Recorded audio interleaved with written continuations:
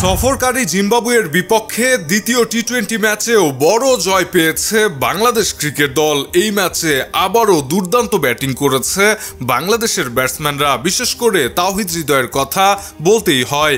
এক কথায় বলতে গেলে জিম্বাবুয়ের বোলারদের এক প্রকার কচুকাটা করেছেন তিনি।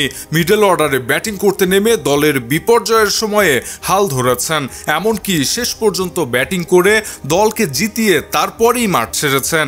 এই ম্যাচে দ্বিতীয় উইকেটের পতনের পর উইকেটে আসেন তাওহিদ হৃদয়। এরপর দেখে শুনে খেলতে থাকেন তিনি। ইনিংসের 10 নম্বর ওভার থেকে শুরু করে তাওহিদ হৃদয় একদম শেষ পর্যন্ত ব্যাটিং করেছেন। দুর্দান্তভাবে ব্যাটিং করে এই ম্যাচে বাংলাদেশের জয় নিশ্চিত করেছেন তিনি। এই ম্যাচে তাওহিদ হৃদয় মাত্র 25 বল খেলে 37 রান করেছেন।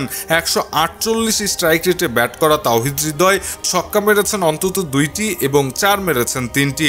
এছাড়া এই সময়ে মাহমুদুল্লাহ রিয়াদও হৃদয়কে দুর্দান্তভাবে সঙ্গ দিয়েছেন। মাহমুদুল্লাহ রিয়াদ মাত্র 16 বলে করেছেন 26 রান। এর ফলে বাংলাদেশ দল অনেকটা সহজেই এই ম্যাচটা জিতে যায় এবং চট্টগ্রামে এই ম্যাচ জয়ের ফলে 5 ম্যাচ টি-20 সিরিজে বাংলাদেশ 2-0-তে এগিয়ে গেল। দর্শক, বাংলাদেশের ক্রিকেটের এমন আলোচিত ভাইরাল খবরের ভিডিওগুলো সবার আগে পেতে এখনই সাবস্ক্রাইব করে রাখুন ইবিডি নিউজে। সেই সঙ্গে আমাদের ফেসবুক পেজটিতে ফলো করে দিতে ভুলবেন না। কথা হবে পরবর্তী ভিডিওতে, সে পর্যন্ত ভালো থাকবেন। ধন্যবাদ।